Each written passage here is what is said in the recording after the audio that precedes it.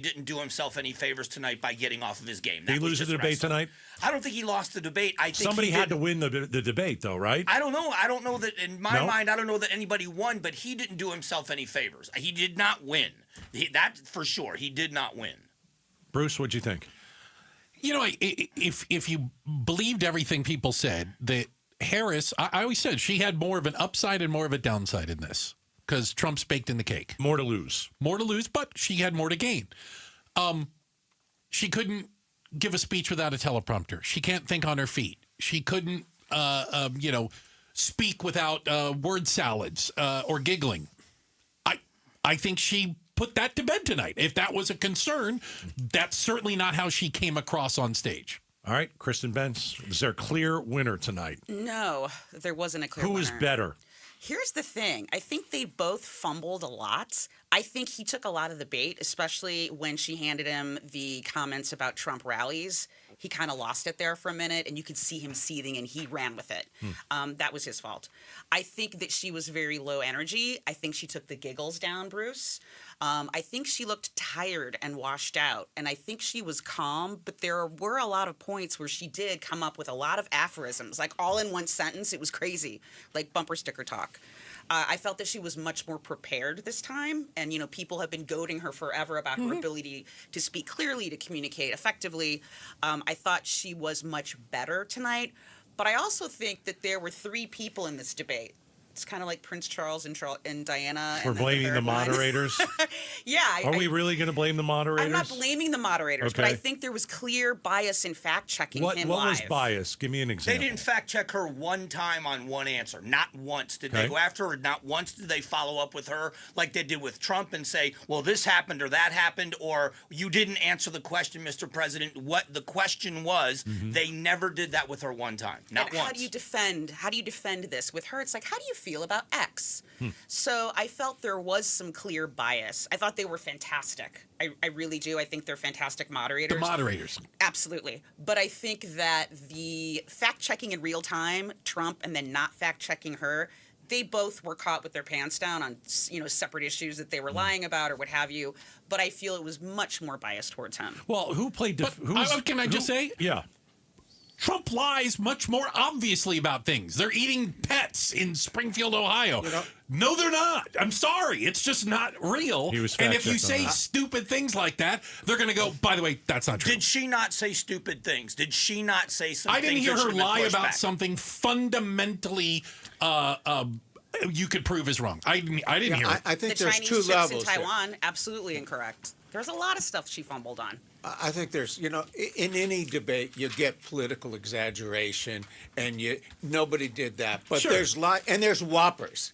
And I think they came down on the whoppers. Yours is the best, theirs is the worst type thing. Yeah, right. He does that all the time. But both sides do that, and the most common thing you couldn't test, which is his refrain. Well, if I was president, this thing would have never happened. Well, how do you know that? Yeah. You can't. We just got finished with the debate. We're going to be here for another hour and 10 minutes. Bruce and Gatos, Kristen Benz, Mike Broomhead, Dr. Mike O'Neill. We're going over if there was a clear winner. What I saw was, I think you have to ask yourself this question: who played defense all night? And I think if you say who had to play defense all night, that was the person that didn't win the debate. And I think that was Donald Trump. I thought that he played defense all night on January 6th, on abortion, on crowd sizes.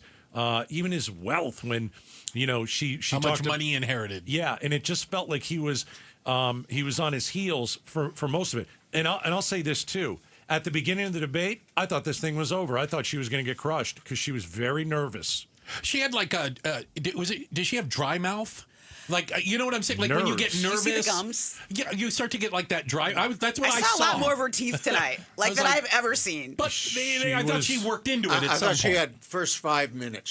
She was clearly nervous. On the other hand, Donald Trump has been in 7 presidential debates. Enough. This is her first Old one hat ever. for him. Any rational person would be nervous. She got over that pretty quickly. But it was noticeable for about 5 minutes. I thought it took about 14 minutes for her to get over the nerves and to move on. And then I thought she actually found a groove.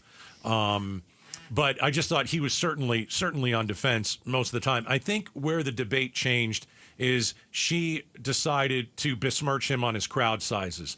And we all know what he believes. I mean, if you remember the first day of his presidency, they tried to tell us that Obama's crowd was there were less people there than at Trump's inauguration. And I really don't care. Like, they brought pictures out. And so that was the first time I was like, wow, they really do care about the crowd sizes. And he takes that personally. And she took that to him. And I think that the debate got turned on its side when she did that. Well, Mike made a point, and I think if you go back and watch it, which, by the way, I do not suggest anybody who wants do to that. do that? But in almost every one of her either answers or retorts, anytime she was given the microphone, she would give some sort of an answer about whatever they was. Here's what I want to talk about. But somewhere in it, she would say, but I didn't inherit $400 million and go bankrupt. Or, I don't deny that I won the election. Or whatever. People leave his rallies because they're bored. Yeah. Right. She would just work like a sentence into everything that wasn't even necessarily relevant to the answer. But that's all Trump heard. I think that she was clearly trying to goad him. And this was one area of success I think that he had. He didn't go berserk. He really didn't take the bait. He didn't ignore anything, but there was concern that he would lose it. But he didn't lose it. But I agree with Mike too. He didn't get around to answering questions because he was too busy defending the last thing. On talk about January 6th and all of that, he had an opportunity to go back and say, let's not forget the fundraising for the people, for the Black Lives Matter rallies, the fighting in the streets, those weren't prosecuted. She was raising money. He could have gone in a different direction and answered the question. But to your point, Bruce, he didn't. He went after, I think, the low-hanging fruit, and I think it was intentional that when she poked him with a stick, I think all of us kind of looked at ourselves in the room and thought, we know. And I heard a couple of times you say it out loud. Yeah. You know he's going to respond to that. That is the thing. She might have talked for 2 minutes. He's going to respond to that 5 seconds. So how about this? Did Biden ever rattle Donald Trump in a debate? Certainly not the last one. He was horrific.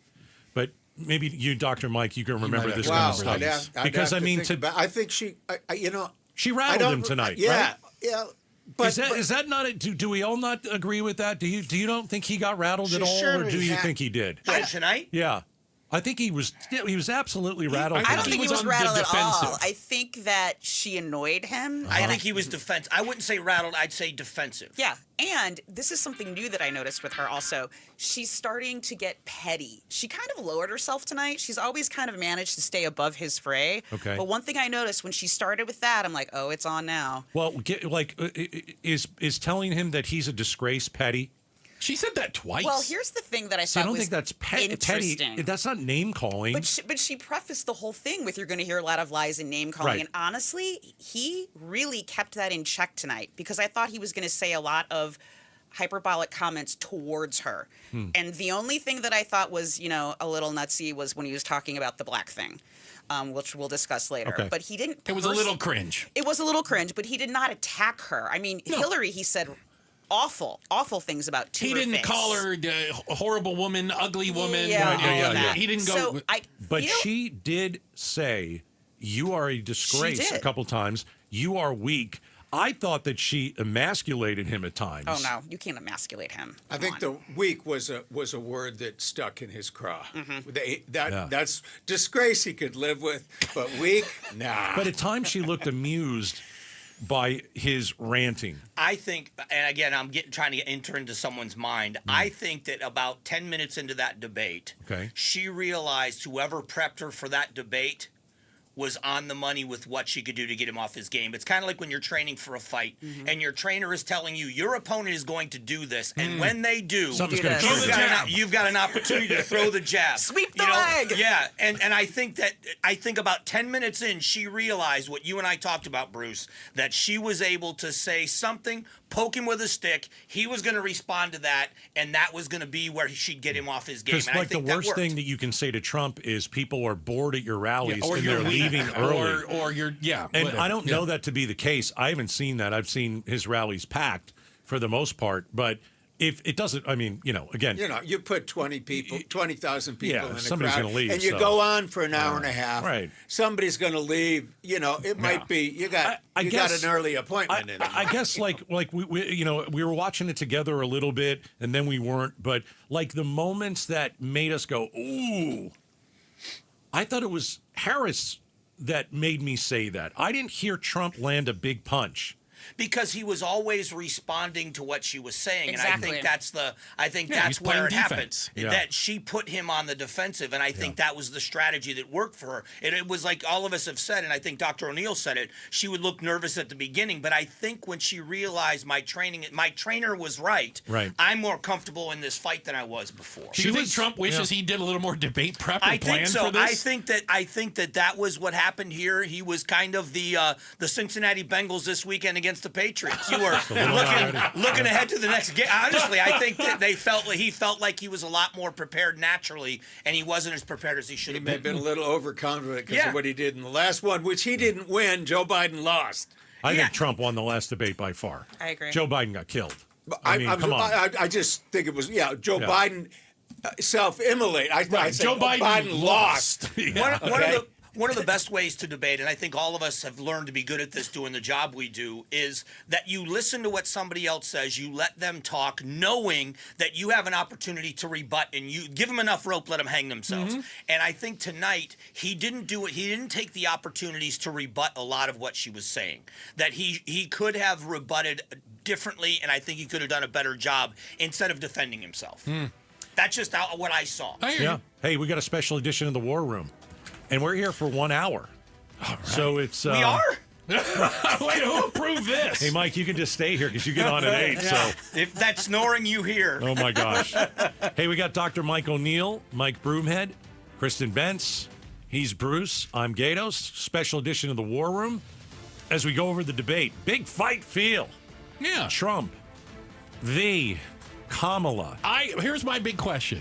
What is the one thing you took away from this? After an hour and 40 minutes or whatever it was, what's the one thing you walk away from? I think we should go around the room and answer that. I think it's a great question. Thank you. It's All my right. question. It's all coming up right here on KTAR.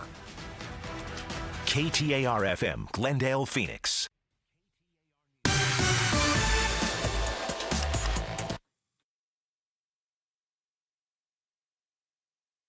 Arizona's news station. KTAR, on air, 92.3 FM, online at KTAR.com, and streaming live on the KTAR News app. Your breaking news and traffic now. Good evening. It's 8 o'clock for KTAR News. I'm Brandon King. Here's what you need to know tonight. You heard it earlier on KTAR as Vice President Kamala Harris and former President Donald Trump met on the debate stage for the first time this election. Immigration and the situation at the southern border among the topics, of which Donald Trump says Kamala Harris and President Biden could be doing much more. I'd like to see her go down to Washington, D.C. and let her sign a bill to close up the border because they have the right to do it. They don't need bills. Harris, meanwhile, criticizing Trump for encouraging Republicans to not support the proposed immigration bill that received bipartisan support in Congress. Arizona votes speaking just minutes before the Harris-Trump debate. Minnesota Governor Tim Walz talked with supporters in Mesa. In a crowded ballroom at the Mesa Convention Center, Democratic VP hopeful Tim Walz spoke of supporters and hyped them up before the debate. He gave plenty of other Arizona Democrats running in races a shout-out, like Ruben Gallego. They're all running in tight races. Send them back to get the work done. Vice President said this. We're the underdogs in this race. We know it, but we're seeing huge crowds all across the country, whether it's 109 degrees heat out here. He says Harris's messaging of joy and optimism is what's drawing people to their campaign. Ballin Overstoles, KTAR News. $7 million to help create a Holocaust education center in Phoenix. State Superintendent of Public Instruction Tom Horn presented the check today as the state implements new requirements for teaching the Holocaust. The teaching of the courses and the availability of the museum are very important to make people resistant to all kinds of racial prejudice, because we teach not only the Holocaust, but all kinds of similar examples in history. The Arizona Jewish Historical Center says the center will be raising awareness and educating the community. And the clock is ticking. That's the word from the Arizona Diamondbacks president and CEO Derek Hall. He tells the Mike Broomhead Show Chase Field is in need of up to $500 million in upgrades. If we could look at some of the sales tax that we're generating for state, county, city, put that back into the stadium, not to the D-backs, not to our operations, but merely for, the renovation each and every year. So you have that funding pipeline. That's what makes the most sense, and that's what most municipalities are doing now for their stadium. Hall says the D-backs have begun to talk with the community leaders and legislators about such a plan. The team's lease on Chase Field is set to expire after the 2027 season. And it's our record 61st day of the year with a high of 110 degrees or more. It's also our record-shattering 107th day in a row of reaching 100 degrees. The old record was 76. Chris Kuhlman with the National Weather Service says the end of that streak is in sight. For early next week, so right now we have 101s in there for Saturday, Sunday, and Monday, and then we actually have a 98 in there on Tuesday next week. Phoenix hasn't had a high below 100 since May 26th. Let's grab you a traffic check live from the Valley Chevy Dealers Traffic Center today. We've got a crash just west of Deer Valley in North Phoenix as the exit ramp is being blocked on the 101 loop westbound near West Beardsley Road. We're also seeing a crash closer to downtown Phoenix. This is a crash blocking the intersection of the 17th southbound near McDowell Road, delaying things about 2 blocks in that southbound direction, just down the street from Indian School Road. KTAR weather for the Valley, 83 degrees, our low for tonight with clear skies, 109 the high for tomorrow, 107 Thursday, up to 104 degrees by Friday. It's currently 103 degrees in Phoenix. Weather brought to you by Howard Air. Weather a place to repair, call Howard Air. I'm Brandon King for Arizona's news station, KTAR News. We now return to our post-debate coverage with Bruce and Gatos. Back to our KTAR News special, post-debate coverage of the ABC News presidential debate. All right. The debate ended about 7:45. We are here live on KTAR. Bruce and Gatos. We've got Kristen Bentz, Mike Broomhead, Dr. Mike O'Neill. It is a special edition of the War Room. Bruce will have a War Room on Wednesday, as we always do at 5 o'clock. That's tomorrow. Yes. Okay. It's coming up close. Okay. So if you're just joining us, a pretty heated election. Obviously, they went back and forth. Bruce had a great question, and I think we should all answer it. The one thing that you took away from tonight, Mike, do you want to start us? Sure. One thing I took away from tonight, I didn't hear enough about what either of them is going to do. I would rather have heard more about. I know that Vice President Harris kept saying that there's one party or one candidate looking back and there's one of us looking forward, but I didn't hear enough of that from either of them, of specifics of how and why they were going to do what they said they wanted to do. What about that plan of like a $50,000 tax reduction, or you get $6,000 if you're a young family and you got a kid? But that was Harris's plan. Yeah, but we didn't hear anything about Medicare and Medicaid and Social Security, how we're going to save that, how we're going to reduce the deficit. She said she was going to do it, but she didn't tell us how she was going to make that happen. And same with him. There was too much of the going back and the other stuff, but there was no specifics about what I want to accomplish and how I'm going to accomplish it. I don't disagree. I also think it might be hard to get a lot of specifics in 2 minutes. Fair? Sure, but if you were focused, and I think that's where if we all have to do this, we all have to manage a clock. Mm-hmm. If you're talking to a guest and there are certain things you want to get to, it's your job to make sure you get to them. Yeah. You're the professional, and the two of them could have used that 2 minutes. In my mind, I wanted to hear more of how and why they were going to do what things they say they wanted to do. That's that's what I walked away with. The one thing you took away from tonight, Kristen. I don't think they swayed any voters any specific way. I think if you're pro-Kamala, you stay pro-Kamala. I think if you're pro-Trump, you stay pro-Trump. I don't think they did a great job in negotiating or pleading their case. And again, to Mike's point, I didn't feel that Kamala got to really explain her plan in the 2 minutes allotted, obviously. But you guys do this every day. There's still a lot of answers that she has, questions that she has not answered. What about taxes? What about tariffs? What about Hamas? What about her plan? Well, she was asked about the values thing, and she says, I'm going to get to that, and then proceeded not to talk about values for 2 minutes, which is what politicians do. Good ones do. Well, right? One of the questions, and I thought it was a fair question of her, is why did you wait? Why did you wait until 6 months ago? That question was never answered.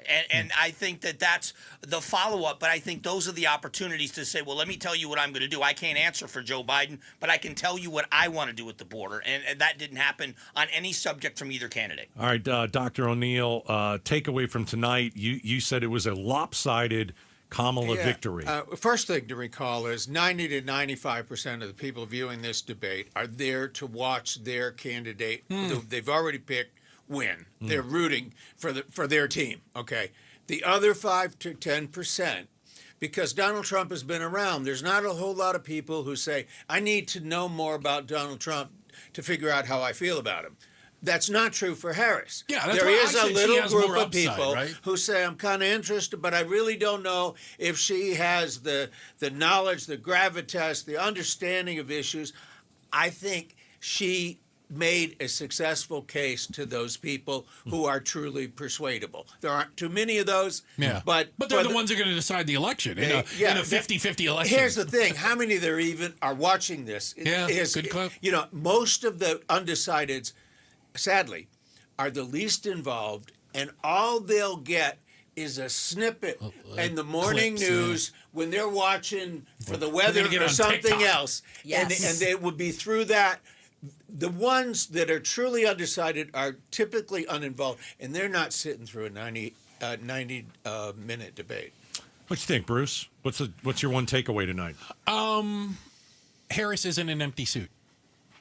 Because I think that was a concern and a question a lot of people had. And I mentioned earlier, can she do something other than read from a teleprompter? Mm-hmm. I think through practice, prep, whatever it was, she cleared that bar.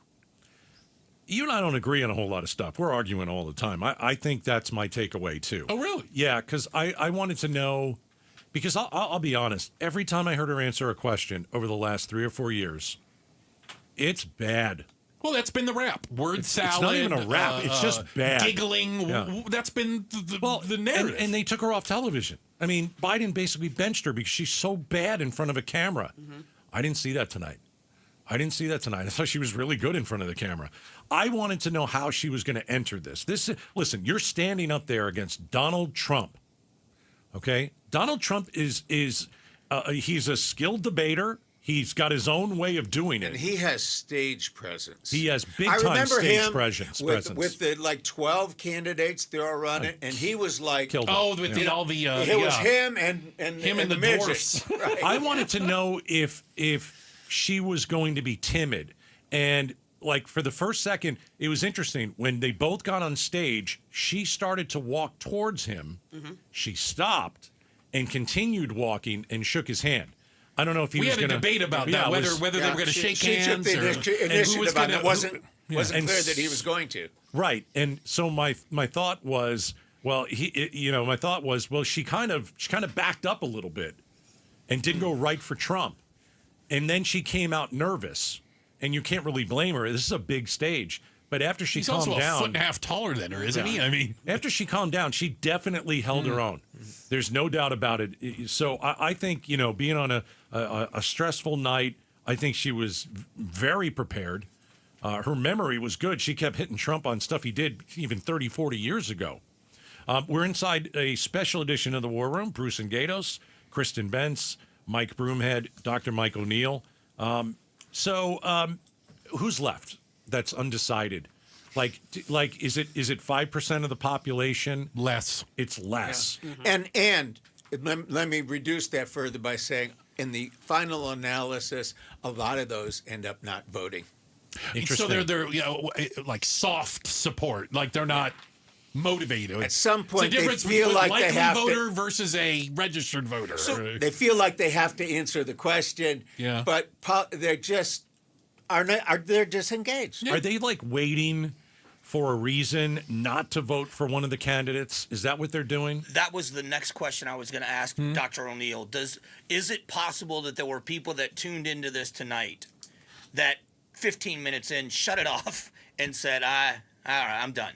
Did this drive any voters away that might have voted that are now decided, I'm not going to vote for either people? I think there are people who are probably not going to vote anyway. They might have started, and turned off, out of order. Those are the people not interested in politics. Right. I don't think they were driven away. They just were never interested in the first place. But, big hoopla's going on. They might have taken a look at it. Okay. Yeah, I mean, it is interesting to try and figure out who exactly is out there that could turn this usually it's the independents, obviously, but we'll look at the big swing states. And, Bruce and I were talking about this earlier. I mean, the swing states are like 1 or 2 differences. They're if you look at, they're all effectively tied because of the margin of error. I mean, nobody's outside of the margin of error, so you can't say who's winning any of these swing states. All 7 of them. Right. So do you think that makes the vice presidential debate important? No. I don't think Still anybody Never has been. Yeah. You know, we got a memorable line out of one of them once, but even that didn't have a whole lot of sway. I was going to say, I know Jack Kennedy. And you're no Jack Kennedy. It's a great line. It is. And they lost, Yes. by the way. You know what? Lloyd Benson was not vice president. It's interesting. If you go back in presidential history, you know, when JFK was taking on Nixon, right? And the people that watched it on television said, oh, my gosh, one guy's a sweaty mess. The other guy, he's totally fine. But if you listen to it on the radio, it was different, right? You know, there's an analogy here to that race. And Kamala Harris is in the Kennedy mold, which is somebody that the general public didn't know. And he held his own. Richard Nixon, even though they were the same age and entered Congress at the same time, because he'd been vice president, was well known to the whole public. Kennedy stood toe-to-toe with him, and he answered the question, is this guy, does he deserve a place on the national, is he legitimate? Right. But when you watched tonight, because we listened and we watched it, and for some of you out there, you're in your cars, obviously you didn't get to watch it, but the facial expressions, I saw Donald Trump cringe a few times. I saw Donald. He was seething. He was angry. He had been coached. Whatever you do, don't lose your cool. And I think he, again, seething, but he was quietly seething, rather than an outburst. That's what seething means to me. What did you guys think of the way that she looked? Because I know in the last debate with Biden and Trump, when they had the two shot, the split screen. Oh my gosh! Yeah, I mean with Biden staring into space. Biden looked like he should have been in a nursing home with his mouth hanging wide open. Sorry, but that's the case, and that's how he looked. What did you guys think of Kamala's facial reactions? I think she laughed at him a lot in a way that was effective. It was she was saying he had the stage, he had the microphone on, but her look knew she was on told camera. It told you she wasn't by. Right. It looked like she was amused sometimes. What did you guys see? Kristen, what did you see? Mike, go ahead. Mike, go ahead. No, go ahead. Thanks. One thing that I will say, when I was filling in for Mike last week, it was just after the Walz interview. And I got taken to task on Twitter because I was commenting. And to your point, how they look. The Harris-Walz interview together. Yes, the Harris-Walz interview together. Sorry about that. Her body language, she had her, the way the table was set, she had her elbow on it, she kept looking down, she was in that horrible brown suit, she looked horrible. The lighting was bad. The lighting was terrible. And I always give you guys trouble basic because you cable don't put for you. enough lights on for your beautiful faces in here, as you should. Gosh, yes. But I got a lot of flack for that, but that does matter. Well, and tonight, the podiums were different sizes. I think they were. Because otherwise, if they were the same size, he would look like a monster. If they were Harris-sized, he would look huge. He's a foot taller. And if they were Trump-sized, she wouldn't be able to see over the top of it, right? So that was clever. But I do think that her presence was much more composed. But at the gate, she looked washed out. The lighting is not good. And she also seemed a little bit tentative and weak at first. This is the best I have ever seen her. I will tell you that. She still pales in comparison to him, just as an orator and a presenter, etc. She did goad him. He did pick up on that, and he did take the bait. So to her point, that was clever. I think the prosecutor in her came out. Yeah. I think the prosecutor, the lawyer came out. And that's one of the things in witness prep when you're or when you're prepping a defendant for court. People are always looking at you. Don't react, no matter what they say. Don't react. Don't let your face show it. Or if you're going to react, you're going to have a reaction that you want the people to see. And I think and that's not a negative. She was coached. But she's also that's what she did for a living. She's a trial attorney, is about as close to a debate situation as you're going to get. When you're sitting at when you're sitting at the table and the other side is arguing with a defendant or a witness, you know that people are watching you. The jury is watching you. Yes. And you know that your reaction is going to be a rebuttal to that question if you want it to Even be. if you don't say a word. And I think she did that tonight. I like Kristen's word. It was composed. She looked much more composed it's because too big of a word for me. I know, me too, usually, but that's a good word. Too many syllables. Because he looked irritated. She looked composed. It's a special edition of The War Room. We've got Mike Broomhead, Kristen Benz, Dr. Mike O'Neill, Gatos, and myself, and we're going to be back with more of reaction to the debate. And I know you may not think it's a big deal, But Taylor Swift has weighed in a 3-paragraph post. No, this is a big deal, and I think it should be taken seriously. Including a link to register to vote. We'll talk about it. It's coming up next. We're Outspoken here on KTAR. KTAR News Flash. At 8:17, I'm Brandon King for KTAR News. Democratic VP hopeful Tim Walz talked with supporters in Mesa today just minutes before Kamala Harris and Donald Trump took to the debate stage earlier tonight. He criticized the Trump-Vance ticket, saying no matter the problem, they blame all the nation's problems on immigration. He says Harris's messaging of joy and optimism is what's drawing people to their campaign, adding he believes they're the underdogs. And also the race for the White House will travel through Arizona later this week with second gentleman Doug Emhoff in Tucson on Thursday as part of what the Harris-Walz campaign calls the New Way Forward Battleground Tour. Former President Donald Trump will also be in Tucson that day, where he will speak on the economy and housing. You're never more than 15 minutes away from today's top news, traffic, and weather on KTAR News. Let's grab you a traffic check live from the Valley Chevy Dealers Traffic Center. We're still looking at that crash in West Deer Valley near West Beardsley Road. This is blocking the exit ramp on the 101 loop westbound near Arrowhead Ranch, as well as that crash downtown is still delaying things on the 17th southbound at the intersection if you're near the McDowell Road area in Encanto Village. I'm Brandon King for KTAR News. We now return to our post-debate coverage with Bruce and Gatos. Here's more of our KTAR News Special.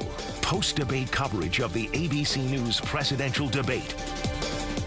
We're back inside a special edition of The War Room. Dr. Mike O'Neill, Kristen Bentz, Mike Broomhead, Gatos, and myself. And listen, I will acknowledge, I don't think endorsements do much. I don't think Liz Cheney or RFK Jr. mean a whole hill of beans to a lot of people, right? Mm-hmm. But Taylor Swift? Oh, my goodness. The biggest pop star on the planet? Biggest star on the planet. She has come out in a post on the Insta, as the kids call it, just moments ago, right after the debate, in which she says she will be casting her vote for Kamala Harris and Tim Walz in the 2024 presidential election. She goes on to say a little bit why. You can look her up on Insta. It's easy to find. But I think maybe the more important piece is that she encourages people. Here, can I read it? I'll just say, I've done my research and I've made my choice. This is Taylor Swift. I can't do it in her voice. Your research is all yours to do and the choice is yours to make. I also want to say, especially to first-time voters, remember that in order to vote, you have to be registered. Also find it much easier to vote early. I'll link where to register and find early voting and info in my story. With love and hope, Taylor Swift, childless cat lady. She said I didn't make that up. No, and she has a picture of her with a cat. By the way, it's horrible. The cat's white and she's wearing a black sweater. Bad this idea. Is come off of it. I mean, there's not enough lint rollers in the world for that, Come is on, there? honey. I think a lot of people are going to make fun of this. They're going Of course they to will. poo-poo it. I think it's big. She has 283 million Instagram followers. There are a lot of people who aren't registered to vote that love her and adore her. 283 million Instagram followers. And if she says, here's how to vote. And if she provided a link. She provided the link to go, and I clicked on it, and it takes you to how to find your state, register to vote. I think if you don't know the Taylor Swift The power? fan, the power The that she Swifties? does, yes.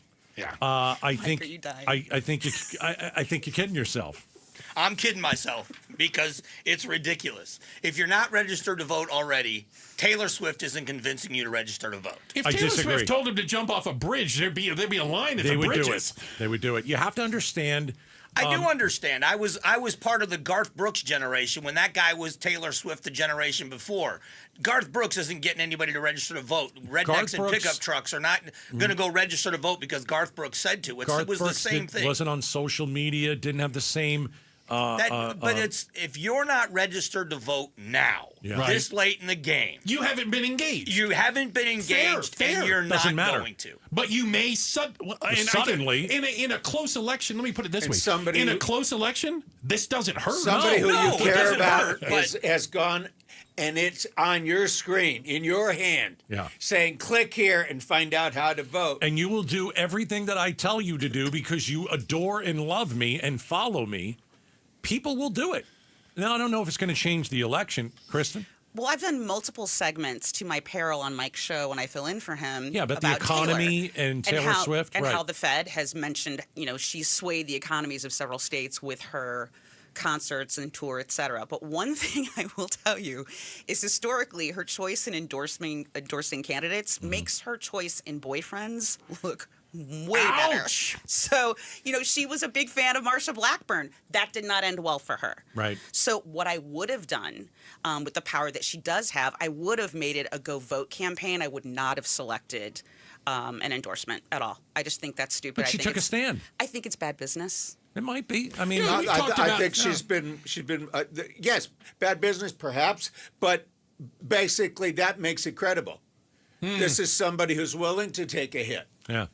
Well, we'll see. She's big enough to be able to take a hit like this. Did we talk about the breakup thing yet? We got to talk about that eventually. Well, will first-time voters actually help Kamala Harris win because of Taylor Swift? Again, I don't think it hurts. Yeah. No, it doesn't hurt. No way. But in close, we know in the This is 7 a razor states close election where it may come down to how many votes was it in Arizona? 10,000. 10,000 votes? I don't know. She fills up stadiums several times that amount. Yeah. Well, again, 283 million Instagram followers. That's It's all not- I'm saying. it's nothing They're all seeing, and they all have the alert set because she doesn't tweet Insta that often, and so they all got a message tonight, and they know exactly where Taylor Swift stands. People travel halfway around the world to see her. Yeah. We have people in this, our friends who Yes. flew to England to see her. I don't think people realize the pull that she has on the younger generation. We will see. It's the closest thing to Michael Jackson that we've ever seen. How's that? We're going to see how much power she has. Yeah, we'll find out. Because this, I'll tell you right now, this is the biggest story in America. It's Taylor Swift. It's everywhere. It's not the debate anymore. You're on that bandwagon now. You're a Swiftie. It's not a bandwagon. He's always been a It's just Swiftie, by the way. Listen, he's not new to this. I've been here for 26 years. I know what the news is, and I know that this is now the number one story. And it's overtaken a presidential debate that's probably the only one we're going to get. And Taylor Swift has taken over. So maybe that's the question. Yeah. The question is, what are the headlines going to be tomorrow? When people wake up tomorrow. It will be Taylor. It'll be Taylor. It'll be Taylor Swift and they're eating cats. I think those are going to be the two headlines that come out of this. Why don't we do this? Why don't we step aside? We've got a half hour left. Why don't we play some audio of the actual debate and we'll react to it? Do we have to? Yeah. You're contractually obligated to be here. We'll go over like what the candidate said on abortion. I really do think we should talk about the migrants eating the pets. It's so absurd and ridiculous. I think we should actually listen to it. Fracking, that was brought up over and over and over and over again. Trump saying, why don't you go to D.C. right now and do something? That was brought up. So why don't we play some of the audio from the debate? We'll come back. We'll react. It's a special edition of the War Room. Bruce, Gatos, Kristen Bentz, Mike Broomhead, and Dr. Mike O'Neill on KTAR.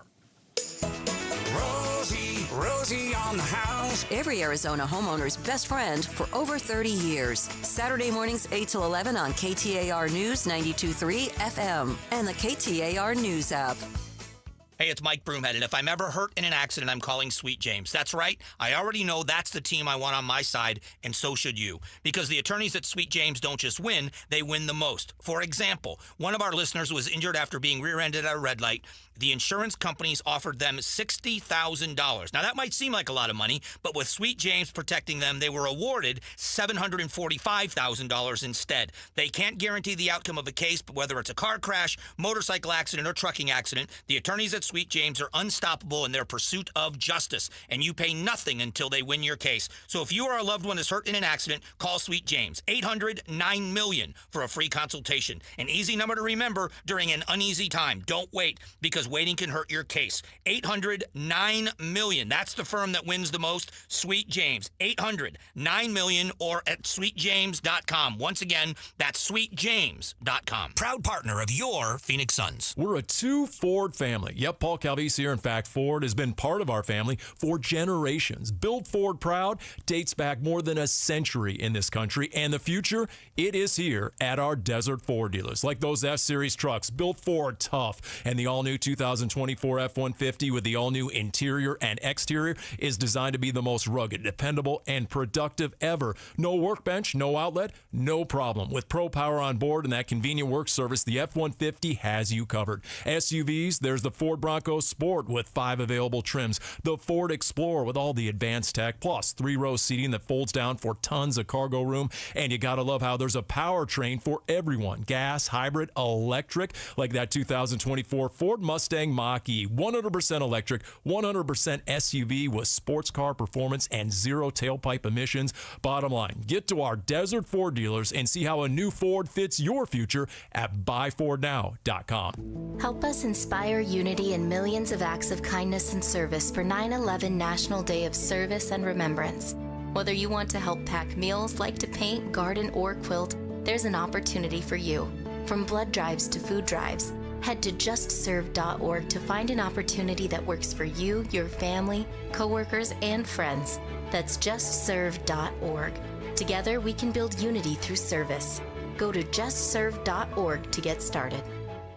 Hey, it's Jim Sharp with Dr. Kopstein from K2 Vision RLE. Doc, I heard 50% of Americans have their lenses replaced by the time they're 75? That's exactly right, Jim. As we near 50, our eye's natural lens starts to become dysfunctional. If you've now added readers to your need for glasses and contacts, it's a sign the quality and function of your natural lens is fading, and it's a steady decline towards cataracts. Don't go another 20-plus years with poor vision, hassling with contacts and readers. Do what I did. Choose a quick, painless, refractive lens exchange from K2 Vision RLE and start enjoying great vision now. Our new lens technology is truly amazing. After replacing over 100,000 lenses, we have the experience to guide each patient to their best solution, even if that's recommending you wait a little while before RLE. K2 Vision RLE can restore distance and near vision permanently, plus never develop a cataract. Read reviews and schedule a free Zoom consult now at k2visionrle.com. k2visionrle.com. KTAR News now. At 8:29, I'm Brandon King for KTAR News. Here's what you need to know tonight. Kamala Harris and Donald Trump took to the debate stage tonight. Vice President Kamala Harris aiming criticism at Trump's support of state abortion bans. In over 20 states, there are Trump abortion bans, which make it criminal for a doctor or nurse to provide health care. In one state, it provides prison for life. Trump, meanwhile, saying abortion should be a decision left to the states, saying Harris would never get the support for a national abortion protection. Minnesota Governor Tim Walz talked with supporters in Mesa today just before the Harris-Trump debate. He criticized the Trump fans' ticket, saying no matter the problem, they bring it back to one issue. They want to blame everything on immigrants. They don't want to talk about Wall Street. They don't want to talk about the price gougers. And they don't want to talk about the grifters like the two of them are. He says Harris's messaging of joy and optimism is what's drawing people to their campaign, adding he believes they're the underdogs. A burglary was reported in Chandler near Dobson and Ray Roads this morning. Chandler police units responded and nearby schools were placed on a modified lockdown. Multiple suspects have been detained and we will bring you the latest as we learn more. Don't wait until the last minute. That's the word from Arizona Diamondbacks president and CEO Derek Hall, pointing to hundreds of millions of dollars in upgrades the team says is needed at Chase Field. The more that we can put into this building, the more we're going to generate from a revenue standpoint. That's going to go right back into the product on the field or into the surrounding area, and it's only going to make us even more competitive and to continue to play, knock on wood, the way we are now. Hall tells the Mike Broomhead Show the team has begun conversations with community and legislative leaders about using sales tax revenue to pay for some of those improvements. He's hoping a deal can be in place before the team's lease is up after the 2027 season. Let's grab you a traffic check live from the Valley Chevy Dealers Traffic Center. We're still looking at that crash in Encanto Village just north of downtown Phoenix. This is blocking the intersection of the 17th southbound near McDowell Road. We're a couple blocks in that northbound direction headed up the road towards Indian School Road. We're also looking at a crash west of Phoenix. This is a disabled vehicle on the left shoulder of the 10 westbound near Dysart Road, delaying things a little bit. Again, just near the Agua Fria River area. And finally tonight, a crash on the 60 eastbound in Gilbert. This is delaying things near Greenfield Road as a disabled vehicle blocks the exit ramp in that area. And KTAR weather for the valley. We hit 110 degrees today. Things should be cooling down ever so slightly in the valley. Sunshine the next few days with temps in the mid-hundreds. We'll top out at 109 tomorrow. It's currently 97 degrees in Avondale. Weather brought to you by Howard Air. I'm Brandon King for Arizona's news station, KTAR News. We now return to our post-debate coverage with Bruce and Gatos. Back to our KTAR News Special, post-debate coverage of the ABC News presidential debate. All right, here we go. Half hour left in a special war room. We are live on KTAR, Bruce and Gatos. We've got Kristen Bentz, Mike Broomhead, and Dr. Mike O'Neill. We've talked about who won. Was there a clear winner? We talked about who landed the big punch of the night, who was prepared more. Why don't we play a little bit of the audio and go through this? I think some people might think this is a frivolous piece of audio. I don't. I don't know what is going on in Ohio with people eating a pet. I'll be the first to say, don't understand it. It's out there. So why don't I just play this and then we can talk about it? Because I'm just going to be honest. I'm dazed and confused. Okay? In Springfield, they're eating the dogs, the people that came in. They're eating the cats. They're eating the pets of the people that live there. All right. Migrants are eating cats and dogs in Springfield, Ohio. All right. Not Illinois. They were fact-checked there. They talked to the police department. All right. I'm just going to start with Broomhead. What is this? There was a story that, we know the story. The story was out where people are saying that when there was a citizen in Springfield, Ohio, said their cat came up missing, and they found it hanging upside down in a tree, kind of like you dress a deer. That there was a report. There was actually a picture in one of the news stories of a migrant carrying, it looked like a dead duck. That How do you know it's a migrant? It was a Haitian migrant. It was identified. I don't know how you knew, but it was a Canadian goose. And it was carrying a goose or a duck or whatever from the park. So that's where it came from. That's where I saw the original news story. Not like under the arm, but literally like, I'm gonna eat like you. He had killed it. But that I've seen, and that is validated. I haven't seen cats being beheaded. I haven't seen people eating dogs, cats and dogs living together. Bruce? What? I don't get it. It has to do with Haitian immigrants. It really comes down to the fact that town has, someone will have to explain to me why a large number of Haitian immigrants ended up in Springfield, Ohio. I don't know if you like. But is that the case? Yes or no? There are Haitians here. Okay. Yes. Immigration patterns. 20,000. But 20,000 Haitians. And in a city that isn't that big. 60,000. So it's a large portion. And it seems that a lot of people there don't like Haitians.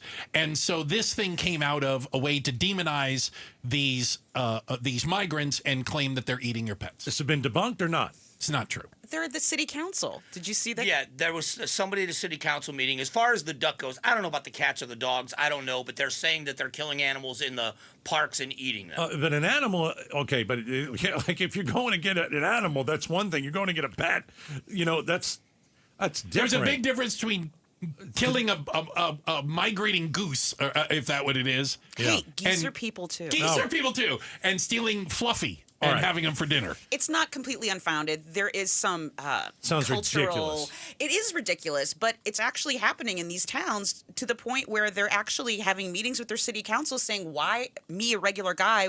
Why do I have to report this?" And you're sitting there gaslighting me like it's not happening. It's not happening. We can talk about Aurora, but it's happening in Aurora. Let's talk about Venezuelan migrants. Not happening. It's happening. It's not happening. I have friends that live there. I have friends that work there. Yeah. It is happening. The mayor, governor the is police trying chief, to and gaslight everybody the mayor. said it's not happening. Happening. Yeah. It is happening. I've seen the footage. It is they happening. They haven't taken over a This is a hill I will die on. I'll die this on is the a hill same I will one. die on. Yeah, I'll die on the same one. It's absolutely factually incorrect. That's incorrect. Okay. Why don't we play some Kamala Harris? We just played a little Trump. Let's play a little Kamala. This was probably one of her better moments. If she wants to talk abortion. It's what she's probably best at talking about. When she talks abortion, when the subject is abortion, she's winning. Yeah. But I mean, she's passionate and knowledgeable about it. She's talking immigration, she's losing. Right. It sounds like something she wants to talk about. Yeah. Okay, here's Kamala. You want to talk about this is what people wanted? Pregnant women who want to carry a pregnancy to term, suffering from a miscarriage, being denied care in an emergency room because the healthcare providers are afraid they might go to jail, and she's bleeding out in a car in the parking lot? She didn't want that. Her husband didn't want that. A 12 or 13-year-old survivor of incest being forced to carry a pregnancy to term? They don't want that. I thought she answered that really well. Did Donald Trump answer his part of it well by making the argument, and I want to know if you guys thought he did it well.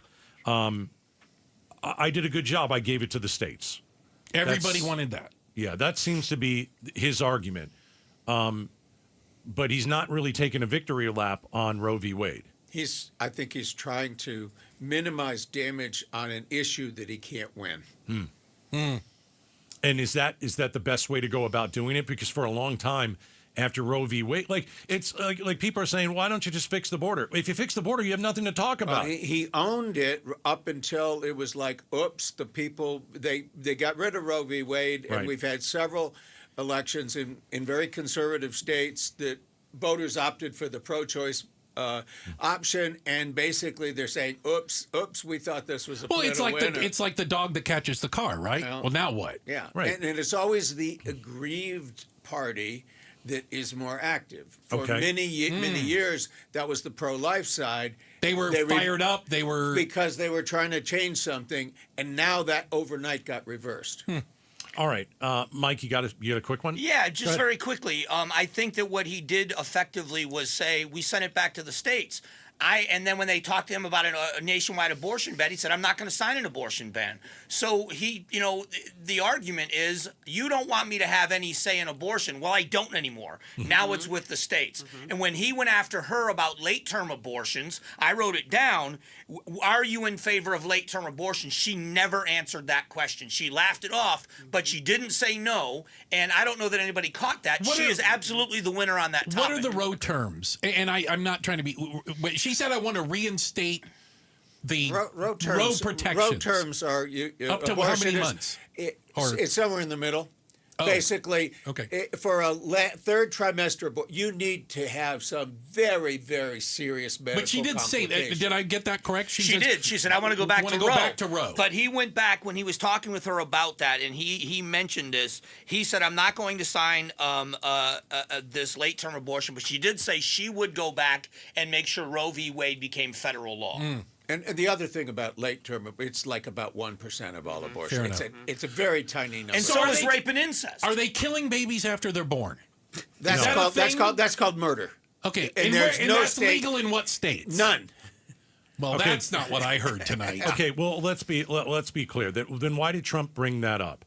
What is he trying to? He's trying to say that they are as radically left as they're accusing him of being radically right. That if you're going to let a mother bleed out in a car, you've got a guy that used to be the governor of a state that said, we're going to put the baby on the table and then we'll decide what to do with it. I think he was trying to point out, you're accusing us of this. Well, this is what you guys are saying. Okay. Here is, let's see, Kamala Harris on Trump and dictators. It is well known that he said of Putin that he can do whatever the hell he wants and go into Ukraine. It is well known that he said when Russia went into Ukraine, it was brilliant. It is well known he exchanged love letters with Kim Jong-un. And it is absolutely well known that these dictators and autocrats are rooting for you to be president again because they're so clear. They can manipulate you with flattery and favors. And that is why so many military leaders who you have worked with have told me you are a disgrace. Ooh, that may have been the most brutal. Was that the most brutal line? Yeah, that line. Yeah, it was like, I think if you're going to hit Trump, hit him there. If you're going to hit Trump, tell him he's boring and people leave his rallies. And that's a couple of the ones that made him very angry.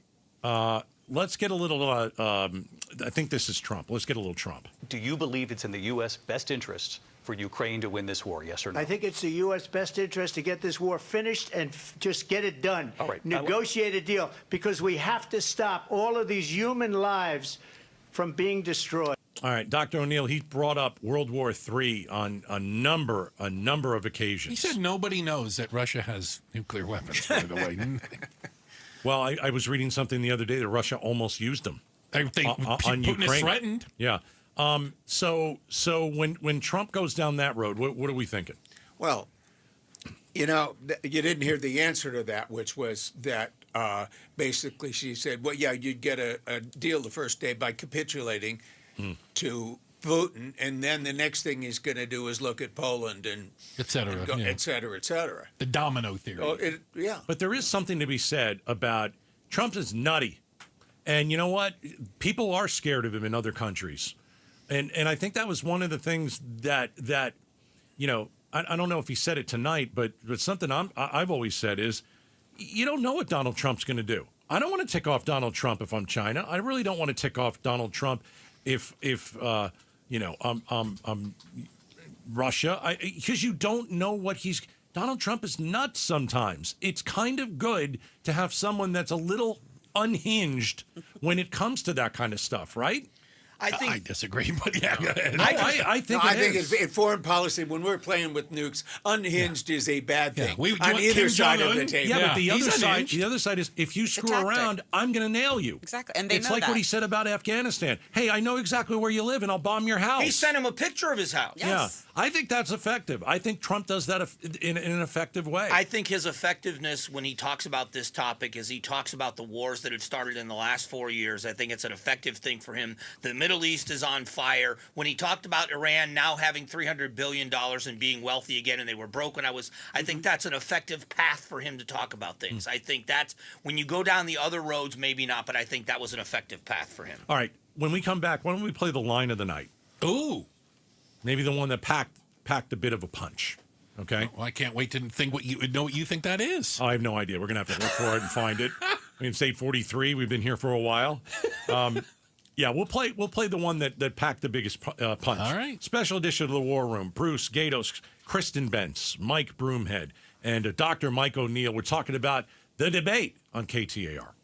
The atmosphere over Arizona is just right for the monsoon, generating sudden, severe thunderstorms with high winds, damaging hail, lightning, torrential downpours of rain, and blowing dust, making driving conditions unsafe on any road. Stay alert and stay informed with Arizona's news station covering the monsoon all across the valley. KTAR News 92.3 and the KTAR News app.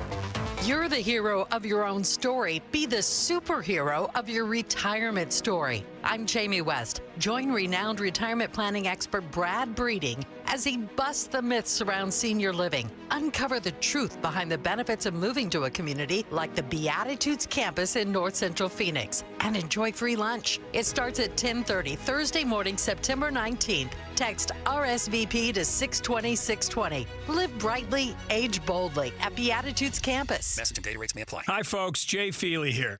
By now, you've heard a lot about why refi. I did as well. So I decided to investigate. What I found was that why refi really does offer a secure collateralized portfolio with a strong fixed rate of return of 10.25%. You heard that right, 10.25%. It's true. There's no attack on your principal if you ever need your money back. And yes, you're in control. You can let your investment compound daily or take income, whatever you choose, and there are absolutely no fees. So I decided to invest. I'm now one of the many investors all over the country earning a strong fixed rate of return with YRefi. And we don't care what happens in the stock market or with the Fed. So do what I did. Just call 877-80-INVEST. That's 877-80-INVEST. Or log on to investYrefi.com. That's invest, the letter Y, then REFY.com, and make sure you tell them that Jay Feely sent you. Hey, Arizona, it's Dave Ramsey. I got some exciting news about my friends at Trayvec. They recently received accreditation from the National Association of the Remodeling Industry. Trevec is the only remodeling company in Arizona to have gone through this process, highlighting their dedication to excellence. If you're thinking about remodeling your kitchen, a bathroom, or even your entire home, I recommend attending one of Trevec's complimentary seminars. These seminars take place every month at Trevec's Scottsdale Design Center. So whether you're new to remodeling or have had a less than stellar experience in the past, this is your chance to get it right. Enjoy a delicious dinner, meet their certified designers, and gain valuable insights with no obligation. Don't miss out on this opportunity. Trevec's next seminar is September 17th. Visit Trevec.com. That's Trevec.com. Together, building dreams for over 20 years. Tired of living with that chronic joint pain? Stop what you're doing and call QC Kinetics now. QC Kinetics is now here with natural biologic treatments that can repair and restore damaged joint tissue. No more steroids, no pain pills, no surgery. Call now to learn how regenerative solutions can get you real, long-lasting pain relief. Knee pain, shoulder pain, back pain, now treated with natural biologics. Get a free consultation. 602-837-PAIN. That's 602-837-PAIN. Here's more of our KTAR News Special. Post-debate coverage of the ABC News presidential debate. All right, we're back. A few more minutes inside a special edition of the War Room. Oh, boy. Bruce and Gatos, Kristen Bentz, Mike Broomhead, and Dr. Mike O'Neill. So I picked out what I thought was the line of the night, okay? I'm ready. It's from Kamala Harris. And I think that this is the clip that changed the entire debate. Oh, wow. Okay? Glad I'm sitting down for this. All right, let's take a listen to it.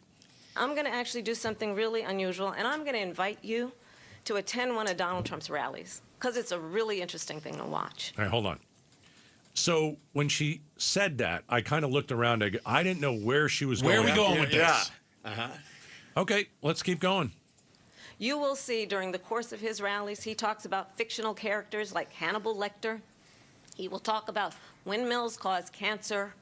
And what you will also notice is that people start leaving his rallies early out of exhaustion and boredom. And I will tell you, the one thing you will not hear him talk about is you. Now, I think she thought the best line was the very last few seconds.